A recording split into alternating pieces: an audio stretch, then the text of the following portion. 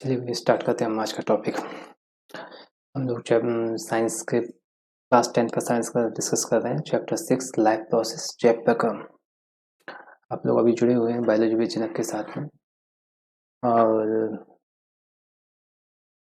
देखते हैं हम लोग इसमें कौन कौन से टॉपिक है और डिस्कस करते हैं उन पर। फर्स्ट टॉपिक है इसका, और बहुत ही इंटरेस्टिंग टॉपिक है, बहुत कॉमन टॉपिक है। इसको हम लोग स्टार्टिंग से डिस्कस करते आए हैं, स्टार्टिंग की क्लासेस होते हैं उनसे। पोषण, न्यूट्रिशन।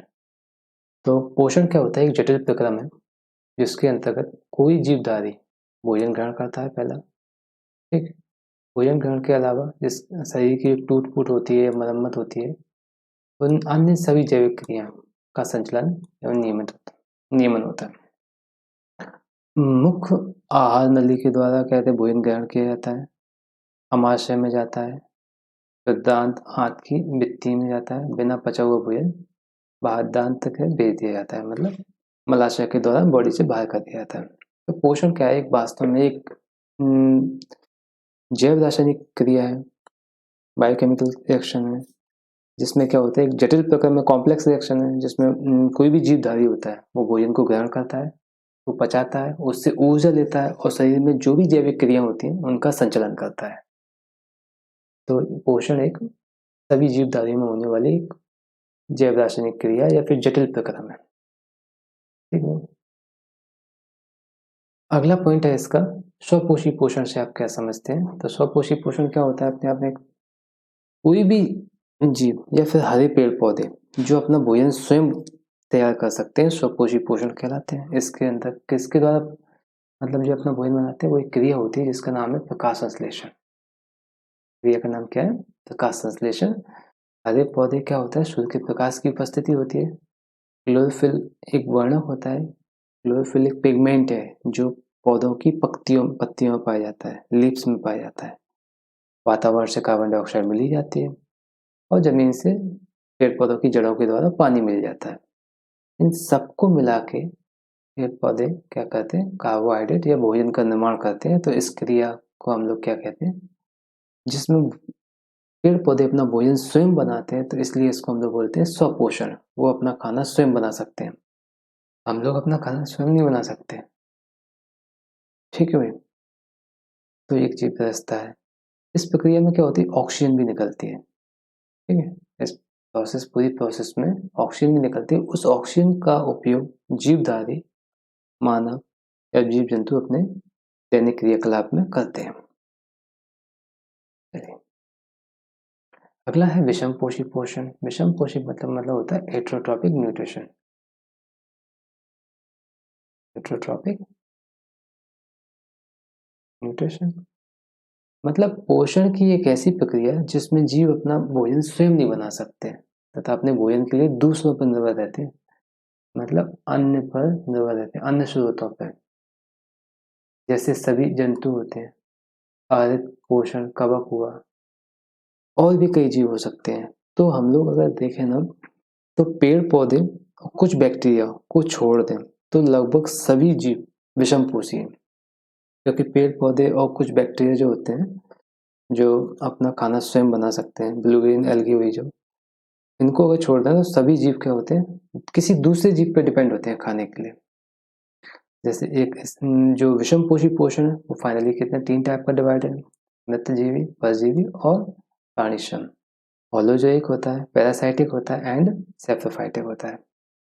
तो ये तीनों टाइप का जो न्यूट्रिशन है, इसके थोड़ा सा आप देख लो अभी, उसके बाद हम लोग देखते हैं इसमें क्या होता है। जो सड़े गले होते हैं, सड़े गले पदार्थ प्लस मृतजीव के द्वारा क्या होता है? मृतजीव जो होते हैं उनसे पोषण ग्रहण किया जाता है। इसमें इस स्थिति में क्या होता है? परजीवी में कोई भी जीव दूसरे जीव पर डिपेंड होता है, दूसरे पर निर्भर। तो जो पोषण होता है वो कौन सा होता है? परजीवी पोषण। प्राणिशम में क्या होता है? भोजन को ग्रहण किया जाता है, उसको एब्जॉर्ब किया जाता है और अपने शरीर के अंदर जो क्रियाकलाप होते हैं उनको किया जाता है। जहाँ तक सूक्ष्म जीव जो होते हैं ना, बैक्टीरिया हुआ या फिर बैक्टीरिया हुआ या फिर एक कोश के जीव होते हैं, उनके अंदर प्राणिशम भोजन देखने को मिलता है। अगला देखते हैं हम लोग प्रकाश संश्लेषण की परिभाषा लिखिए। प्रकाश संश्लेषण की परिभाषा यहाँ पर पूछिए। तो प्रकाश संश्लेषण की परिभाषा क्या कहती है, थोड़ा सा देख लें कि प्रकाश संश्लेषण एक ऐसी क्रिया है जिसमें पेड़ पौधे सूरज के प्रकाश एवं कार्बन डाइऑक्साइड की मदद से अपना भोजन बनाते हैं, जो आप डायग्राम में देख भी रहे हो। सनलाइट है, पेड़ पौधों पर पड़ रही है और पत्तियों के अंदर क्या होता है, क्लोरोफिल होता है। तो क्लोरोफिल सनलाइट की उपस्थिति में क्या होता है, पेड़ पौधे वातावरण से कार्बन डाइऑक्साइड ले लेते हैं, प्लस रूट से क्या मिल जाता है, इनको वाटर मिल जाता है H2, यहाँ से कार्बन डाइऑक्साइड मिल जाता है। इसको कन्वर्ट करके क्या बना देते हैं, यहाँ पर C6H12O6, एक ग्लूकोज मॉलिक्यूल बना देते हैं, प्लस ऑक्सीजन बाहर निकल जाती है। तो ये प्रोसेस जो है इसको हम लोग प्रकाश संश्लेषण बोलते हैं, जिसमें मतलब सूर्य के प्रकाश की ऊर्जा को हम लोग रासायनिक ऊर्जा में बदल देते हैं। यानी कि CO2 है प्लस H2 है, इसको हम लोग बदल रहे हैं किसमें, C6H12O6। हम लोग नहीं बदल रहे, वास्तव में बदल रहे हैं पेड़ पौधे। तो पेड़ पौधे कार्बन डाइऑक्साइड और पानी को कंबाइन करके एक कार्बोहाइड्रेट का अणु बना देते हैं। ये आपके सामने कार्बोहाइड्रेट का अणु दिख रहा है, प्लस इसके साथ में ऑक्सीजन भी निकलती है। ठीक है, तो इस प्रोसेस में जिसमें हम लोग सौर ऊर्जा को या प्रकाश ऊर्जा को रासायनिक ऊर्जा में भी परिवर्तित करते हैं, इस ऊर्जा का उपयोग यहाँ पर रासायनिक ऊर्जा में बन गई ऊर्जा, इसका उपयोग कौन करेगा, जीव जंतु। जो जीव जंतु उस ऊर्जा का उपयोग करेंगे अपने डेली लाइफ में, जो भी एक्टिविटी होती है उनकी। ठीक है, इसके अलावा शैवाल कर सकते हैं, पेड़ पौधे कर सकते हैं, बैक्टीरिया कर सकते हैं, सभी इस ऊर्जा का उपयोग करते हैं। तो डायरेक्ट इनडायरेक्ट हमको जो एनर्जी का जो सोर्स है वो कौन है, आपके सूरज जी है। थोड़ा सा अगला देखते हैं। अब होता है प्रकाश संश्लेषण की प्रक्रिया बोला है। प्रकाश संश्लेषण की प्रक्रिया से आप क्या समझते हैं, एक अपने आप में क्वेश्चन भी बन जाता है, अपने आप में एक टॉपिक भी है। तो उसको समझने से पहले आप इस रिएक्शन को देख लो। इसमें आपका ये कौन है, कार्बन डाइऑक्साइड है, ये वाटर मॉलिक्यूल है। यहाँ पर सूर्य का प्रकाश है, प्लस यहाँ पे एक चीज और लिख लो, क्लोरोफिल। वाटर मॉलिक्यूल आपने ले लिया। यहाँ पे आप एक काम करो, वाटर मॉलिक्यूल 12 कर लो, यहाँ पर 12 वाटर मॉलिक्यूल। यहाँ पे क्या निकल जाएगा, वाटर मॉलिक्यूल भी निकलता है आपका साथ में। ठीक है, तो यहाँ पे क्या निकलेगा, वाटर मॉलिक्यूल भी निकल जाएगा। ठीक है, फिक्स कर दो यहाँ पर, प्लस एनर्जी। ठीक है, तो कार्बन डाइऑक्साइड के 6 अणु, पानी के 12 अणु, देखो 12 अणु आपस में सूर्य ऊर्जा की सहायता से जुड़ जाते हैं। जिस सौर एनर्जी है ना, इसकी हेल्प से ये दोनों क्या हो जाएंगे, जुड़ जाएंगे, बाइंड कर जाएंगे। परिणाम स्वरूप क्या होगा, कार्बोहाइड्रेट का निर्माण होता है। जो आप देख रहे हो ये क्या है, कार्बोहाइड्रेट है, कार्बोहाइड्रेट है। इसी को हम लोग क्या बोलते हैं, एक शर्करा का अणु बोलते हैं। इसको हम लोग क्या बोलेंगे, वन शुगर मॉलिक्यूल। ठीक है, इसमें क्या होता है, ऑक्सीजन भी निकलती है, सांस लेने लायक जो ऑक्सीजन निकलती है ना आपको, जो हम लोग सांस लेते हैं, वो ऑक्सीजन भी हमको प्रकाश संश्लेषण के द्वारा ही मिलती है। केवल 6 अणु इसके निकलते हैं, वाटर मॉलिक्यूल निकलते हैं। तो जो पूरी प्रोसेस जो है ना, इसको हमने एक समीकरण के द्वारा समझाया ना, तो ये क्या है, आपका प्रकाश संश्लेषण का क्रिया है। अच्छा, ये क्रिया होती क्या है, तो आप देखोगे एक प्लांट है, तो इसके अंदर लीव्स है, इस लीव्स के अंदर पाया जाता है क्या, क्लोरोफिल। इस लीव्स का जो हरा रंग होता है ना, हरा रंग क्लोरोफिल की वजह से होता है, जो हर लगभग सभी पौधों में पाया जाता है क्लोरोफिल, ज्यादातर पेड़ पौधों में। इसका मुख्य काम क्या होता है, सूर्य की रोशनी को सोख लेता है, ये सूर्य के प्रकाश को एब्जॉर्ब कर लेता है। ठीक है, सूर्य की किरणों के साथ साथ में लाल तथा नीले रंग को भी सोख लेता है साथ में।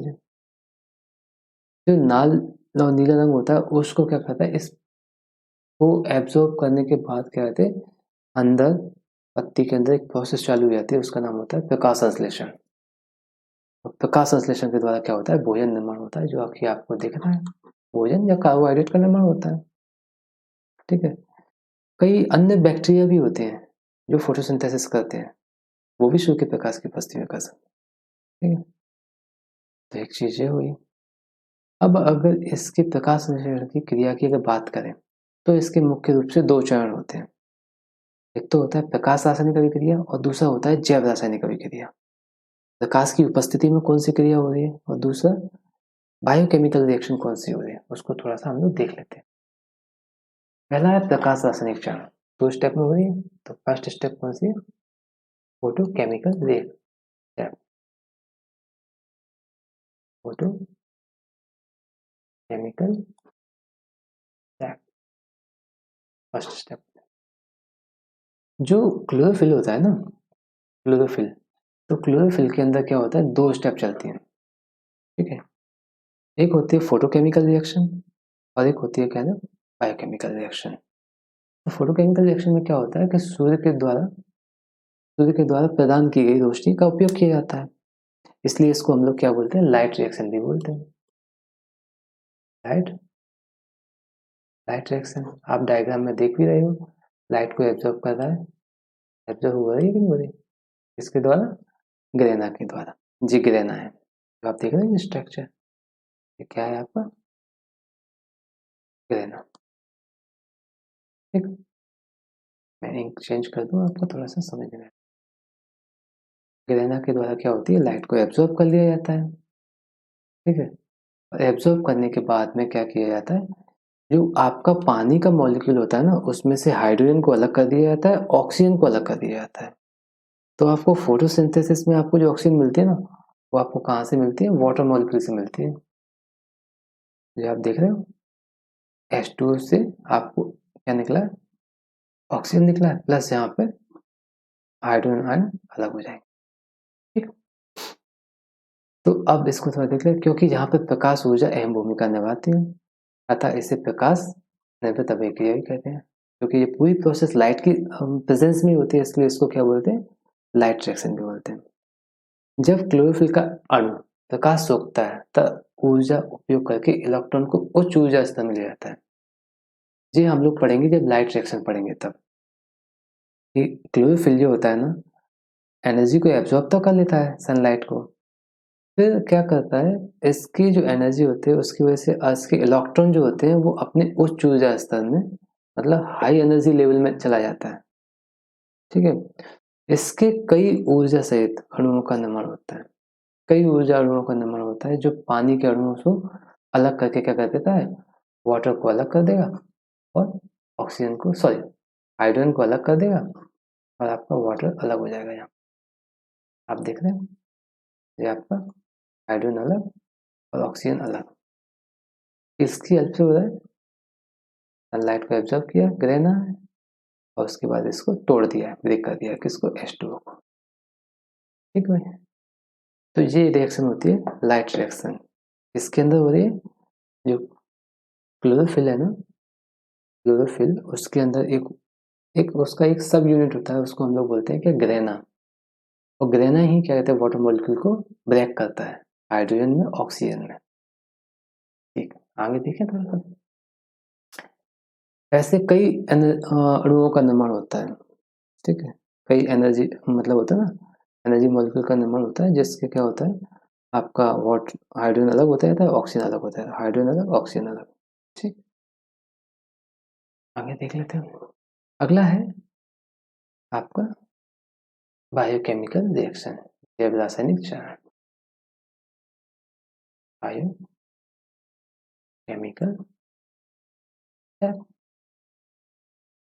देखो वहां पे क्या हुआ था, वाटर का ब्रेक हुआ था, यहाँ पे कार्बन डाइऑक्साइड का, मतलब जो हाइड्रोजन निकला है ना, हाइड्रोजन कार्बन डाइऑक्साइड के साथ में जुड़ जाता है, तो मिलके क्या बना देता है, शुगर मॉलिक्यूल बना देता है। हाइड्रोजन कार्बन डाइऑक्साइड के साथ मिलकर क्या बना देता है, शुगर मॉलिक्यूल बना देता है। तो इसमें जो एनर्जी में प्रकाश की जो अवयव, इस जो पूरी स्टेप है ना, इसमें इसमें कहीं पे भी कहते लाइट की जरूरत नहीं होती, आवश्यकता नहीं होती है। ठीक है, इस प्रक्रिया को कार्बन निर्धारित भी किया जाते हैं, मतलब डार्क रिएक्शन भी कह सकते हैं,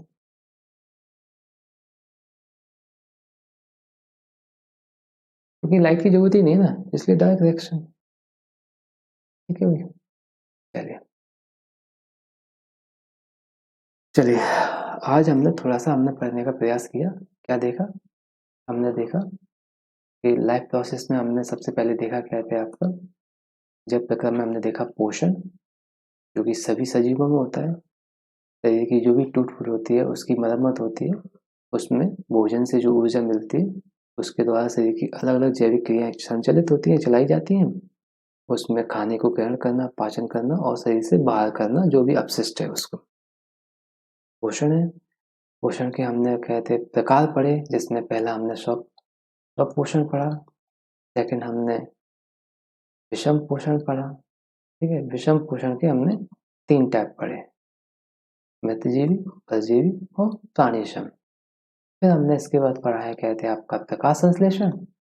प्रकाश संश्लेषण के बाद हमने पढ़ने का प्रयास किया, थोड़ा-सा देखा हमने कि प्रकाश संश्लेषण की प्रक्रियाएँ क्या-क्या होती हैं।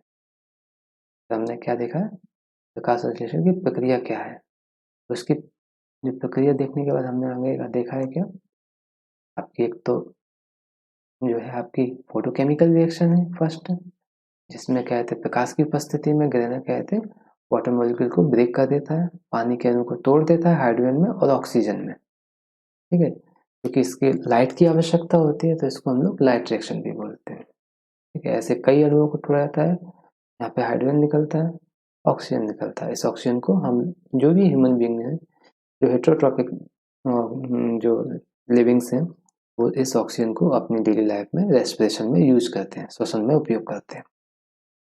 इसके अलावा अगला जो पॉइंट था वो था हमारा बायोकेमिकल रिएक्शन। बायोकेमिकल रिएक्शन में क्या होता है, जो हाइड्रोजन निकली थी उस हाइड्रोजन के साथ में कार्बन डाइऑक्साइड जुड़ के क्या कर देती है, एक कार्बोहाइड्रेट या फिर शर्करा का निर्माण कर देती है, ठीक है। इसमें लाइट की रिएक्शन होती नहीं है, इसलिए इसको हम लोग डार्क रिएक्शन भी कहते हैं, ठीक है। अगर हम लोग क्लोरोफिल के मॉलिक्यूल में अगर देखें, क्लोरोप्लास्ट में देखें, तो क्लोरोप्लास्ट में 2 पार्ट होते हैं। क्लोरोप्लास्ट में अगर हम लोग देखें, जैसे क्लोरोप्लास्ट है तो इसका एक लिक्विड पार्ट होता है और एक थैलाकोइड या ग्रेनुलर पार्ट होता है। तो यहाँ पे कौन सी रिएक्शन होती है, डार्क रिएक्शन। यहाँ पे कौन सी रिएक्शन होती है, लाइट रिएक्शन, ठीक है। ये चीज़ें हम लोग आगे देखेंगे, बट अभी कहते हैं आपको इतना समझ में आना चाहिए, ठीक है। आई थिंक आपको ये सब चीज़ें समझ में आई होंगी, ऐसा हम उम्मीद करते हैं। आप लोग सब लोग जुड़े रहिए हमारे साथ में बायोलॉजी विजनक के साथ में। आप सभी का बहुत बहुत धन्यवाद। Thank you.